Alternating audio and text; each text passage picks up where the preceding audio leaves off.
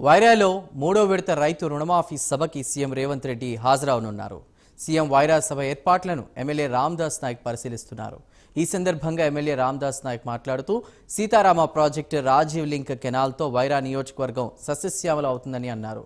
వైరాలో CM Revanth Reddy హాజరయ్యే సభలో రైతుల చిరకాల వాంఛ 2 లక్షల రైతు రుణమాఫీ లాంఛనంగా ప్రారంభిస్తామని ఆయన తెలిపారు.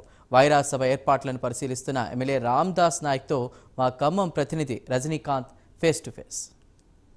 రైతు రుణమాఫీ మూడో విడత సభకు సీఎం రేవంత్ రెడ్డి హాజరున్నారు. తొలుత భద్రాద్రి కొత్తగూడెం జిల్లాలో ములకలపల్లి మండలం పూసుగూడెం వద్ద రెండో పంప్ హౌస్ను ప్రారంభిస్తారు. అనంతరం అక్కడ పైలాన్ని ప్రారంభించి అక్కడ గోదావరి జలాలను ప్రత్యేక పూజలు చేసిన తర్వాత వైరా నియోజకవర్గ కేంద్రంలో ఏర్పాటు చేసిన రైతు రుణమాఫీ సభకు రామదాస్ నాయక్ మనకు అందుబాటులో ఉన్నారు. వారిని అడిగి తెలుసుకునే ప్రయత్నం చేద్దాం. సార్ చెప్పండి, రేపు సీఎం రేవంత్ రెడ్డి గారు మీ దగ్గర రాబోతున్నారు.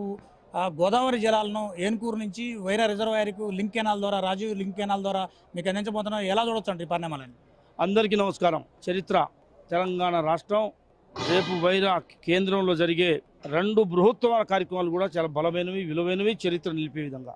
ఈ దేశానికి, భారతదేశానికి స్వతంత్రం వచ్చిన రోజు రైతుల్ని ఆ రోజు రాహుల్ గాంధీ గారు మాట ఇచ్చారు, 2 లక్షల రుణమాఫీ ఇస్తా అని చెప్పేసి. ఆ మాట కట్టుబడి రేపు మా ప్రియతమ నాయకుడు, రాష్ట్ర ముఖ్యమంత్రి, ఉప ముఖ్యమంత్రి మా శ్రీనివాస్ రెడ్డి గారు, తుమ్మల నాగేశ్వరరావు గారు, మా రేణుకా చౌదరి గారు, రుగారెడ్డి గారు, టోటల్ క్యాబినెట్ కూడా అంతా ఈ కేంద్రం నుంచి ఆ మాట కట్టుబడి 2 లక్షల రూపాయలు రేపు ఈ తెలంగాణ రాష్ట్ర రైతుల ఖాతాలకు వేయబోతా ఉన్నది. ఆనందంగా ఉన్నది, సంతోషంగా ఉన్నది. దేశ చరిత్రలో ఇంత పెద్ద మొత్తంలో రైతులని రుణమాఫీ చేసే కార్యక్రమం ఎక్కడా జరగలేదు. చాలా ఆనందంగా ఉన్నాం, సంతోషంగా ఉన్నాం. వాళ్ళకి కృతజ్ఞతలు, ధన్యవాదాలు కూడా చెప్తున్నాం ఇక్కడ చేసే కార్యక్రమం. అదేవిధంగా గోదావరి నీళ్లు ఆనాడు రాజశేఖర రెడ్డి గారు జలయజ్ఞం పెట్టి పనిచేసి తీసుకొద్దామన్న నేపథ్యంలో ఏదైతే కేసీఆర్ ప్రభుత్వం వచ్చిన తర్వాత రీడిజన్ పేరుతో దీన్ని మోసం చేసి, నాశనం చేసి 100 కోట్ల రూపాయలు దోచుకొని ఇలా కాలువలని పడవబెట్టిన పరిస్థితి. ఇవాళ ఈ 10 సంవత్సరాలు రైతులకి నీళ్ళు అందక ఇబ్బంది పడుతున్న పరిస్థితి. వీటన్నిటిని దృష్టిలో పెట్టుకొని నేను ముఖ్యమంత్రి, ఉప ముఖ్యమంత్రి గారిని ఫస్ట్ నన్ను మా ఎమ్మెల్యే అయిన తర్వాత ప్రమాణ స్వీకారం చేసిన తర్వాత తక్కువ ఖర్చులతోని గోదావరి నీళ్లు నా వైరా చెరువులకు ఇస్తే మీకు సత్తుపల్లి నియోజకవర్గానికి, మదిర నియోజకవర్గానికి, నా వైరా నియోజకవర్గానికి వస్తాయి. 1,10 ఎకరాలు, 1,10,000 ఎకరాలు కొత్త సాగు వస్తుంది. మన ప్రతిష్ట పెరుగుతుంది, రైతులకు ఉపయోగపడుతుందని చెప్పేసి చెప్పగానే 100 కోట్ల రూపాయలు కేటాయించారు. మా రైతులు కాళ్ళ దండం పెట్టి చెప్తున్నా, మా భూములు ఇచ్చి 150 ఎకరాలు పనులు పూర్తయిపోయినాయి. రేపు ఈ రాష్ట్ర ముఖ్యమంత్రి చేతుల మీదుగా భద్రాచలం అమ్మవారి పల్లె దగ్గర పంపాన్ చేసి గేట్లు ఎత్తేసి నీళ్లు మన వైరా చెరువులకు విడుదల చేస్తున్న సందర్భంగా ఉమ్మడి జిల్లాల పక్షాన మా వైరా నియోజకవర్గ ప్రజల తరఫున రేవంత్ రెడ్డి గారికి, భట్టి విక్రమార్క గారికి, టోటల్ క్యాబినెట్ అందరికీ కూడా వారి మనస్ఫూర్తిగా హృదయపూర్వక ధన్యవాదాలు తెలియజేసుకుంటాం. ఒక పక్క రోళ్లపాడు దగ్గర లిఫ్ట్ ఇరిగేషన్ యాక్చువల్ పెట్టాలని చూశారు. గత ప్రభుత్వం కూడా పర్యావరణ అనుమతులు లేవంటూ వాటికి క్యాన్సిల్ చేశారు.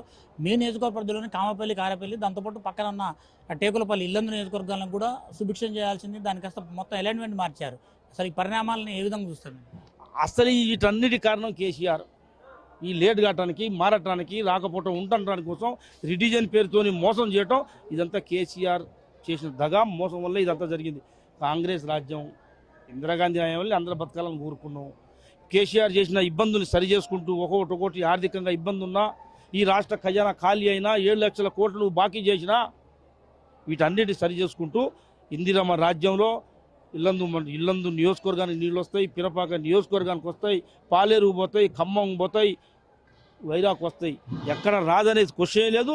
అన్ని క్రమంగా ఇందిరమ్మ రాజ్యంలో అన్ని నియోజకవర్గాల రైతులకి నీళ్ళు వస్తాయి. అదే బీఆర్ఎస్ పార్టీ మాయంలోనే సీతారామ ప్రాజెక్టు పునాదులు వేసాం, పూర్తి చేశాం. ఇప్పుడు కాంగ్రెస్ ప్రభుత్వం మంత్రులు, ఎమ్మెల్యేలు నీళ్లు చల్లుకోవాలని చూస్తున్నారని వాళ్ళు ఆరోపిస్తున్నారు. ఏ విధంగా అంటే నేను ఏమంటే, ముందుగా 2004లో పెద్దలు రాజశేఖర రెడ్డి గారు ముఖ్యమంత్రి అయిన తర్వాత జలయజ్ఞం అనే జలయజ్ఞం పేరు పెట్టి ఇందిరా సాగర్, రాజీవ్ సాగర్ ద్వారా ఈ కింద ప్రాంతం 2-3 జిల్లాలకు నీళ్ళు ఇవ్వాలని చెప్పేసి ఒక కార్యక్రమం పెట్టి దాదాపుగా పైప్ లైన్ అంతా పని అంతా పూర్తి అయిపోయింది. 80% పని అయిపోయింది, 20% పని మిగిలింది. కేసీఆర్ అధికారంలోకి వచ్చి మాయమాటలు చెప్పి రీడిజైన్ పేరుతోని డబ్బులు బాగా దండుకోవచ్చని రీడిజైన్తో సర్వే చేయించుకొని ఎస్టిమేట్లు పెంచి దాదాపుగా 1,000 కోట్ల రూపాయలు వాగం చేసి పడవ పెట్టిపోయిండు. లేకపోతే ఆ రోజు ఆ రాజశేఖర రెడ్డి గారు పెట్టిన జలయజ్ఞం పేరుతో ఈ 10 సంవత్సరాలు నీళ్లు వచ్చి పంటలు వండుకుండా ఉండేటి. అన్యాయం చేసిపోయిన కేసీఆర్కి వాటి గురించి మాట్లాడతాం. దాన్ని పడవ పెట్టిపోతే వాటన్నిటిని సరి చేసుకుంటూ ఇవాళ మేము నీళ్ళు తీసుకొస్తున్నాం. రేపు కేసీఆర్ కుటుంబం అబద్ధాలు ముందు పుట్టి కేసీఆర్ కుటుంబం తర్వాత పుట్టింది. అది రేపు మాటలు ఖండిస్తున్నాం. రేపు మీ నియోజకవర్గంలో సీఎం పర్యటిస్తున్నారు. మీ కాడనే రైతు రుణమాఫీ 2 లక్షల రుణమాఫీ లాంఛనంగా ప్రారంభిస్తున్నారు. ఇవే కాక మిగతా ఏమైనా ప్రాజెక్ట్స్ మీకు పెండింగ్ ప్రాజెక్ట్స్ కానీ నియోజకవర్గానికి ఏ రకమైన నిధులు కోరే అవకాశాలు మీరు? ఇది గిరిజన నియోజకవర్గం. రైతులు వ్యవసాయం, రైతు కూలీలు పనిచేసుకుంటారు, చదువుకున్న పిల్లగాళ్ళు నిరుద్యోగులు, వాళ్ళందరికీ న్యాయం జరగాలి, అభివృద్ధి జరగాలన్న ఆకాంక్ష పట్టుదల. నేను ఎలక్షన్లో కాంగ్రెస్ పార్టీ మనం ఎన్నికలు పోయినప్పుడు వాళ్ళకి మాట ఇచ్చాం. పోడు భూములందరికీ కూడా బోర్లు వేసే పర్మిషన్ తీసుకొస్తానా ఏపిస్తా అని చెప్పిన పర్మిషన్ తీసుకొచ్చిన. దాదాపు 5,000 బోర్లు నా నియోజకవర్గంలో వేపించిన. వాళ్ళందరికీ ప్రభుత్వం పక్షాన కరెంటు మోటార్లు, కరెంటు ఇచ్చే కార్యక్రమం కూడా చేస్తూ ఉన్నాం. అందులో విధంగా 100 పడకల హాస్పిటల్ తీసుకొచ్చిన. ఇప్పుడు రేపు 100 గోదావరి నీళ్లు వైరా చెరువులోకి రావాలని కోరుకున్న నీళ్లు వస్తున్నాయి.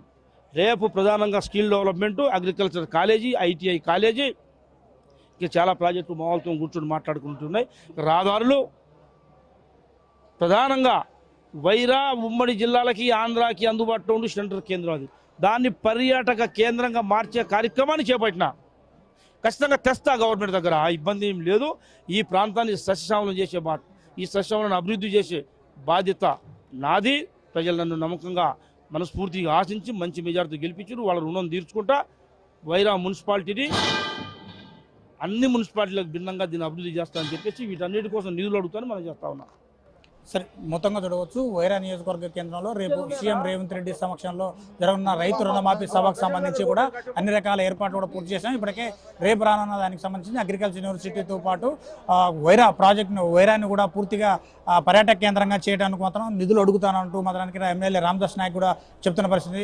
దాంతోపాటు గోదావరి జలాలను కూడా తన ఎప్పటి నుంచో మనం పోటీ చేసిన సందర్భంలో కూడా గోదావరి జలాలను కూడా వైరా లింక్ కెనాల్ ద్వారా, రాజీవ్ లింక్ కెనాల్ ద్వారా పాలేరు రిజర్వాయర్కి అనుసంధానం చేసి పాలేరు నియోజకవర్గం, వైరా నియోజకవర్గంతో పాటు సత్తుపల్లి నియోజకవర్గం, మధుర నియోజకవర్గానికి కూడా కృష్ణా జలాలతో పాటు గోదావరి జలాలను అందించడమే తన లక్ష్యం అని చెప్పారు. అది నా కళ నెరవేరబోతుంది.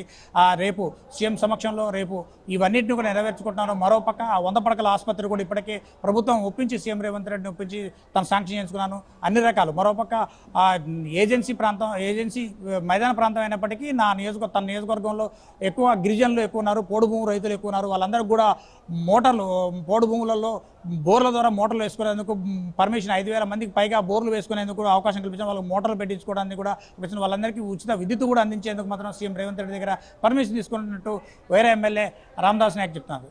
ఇది వైరాలను తాజాపరిచి వీడియో శంకర్తో రజనీకాంత్, వైరా సీఎం సభ నుంచి.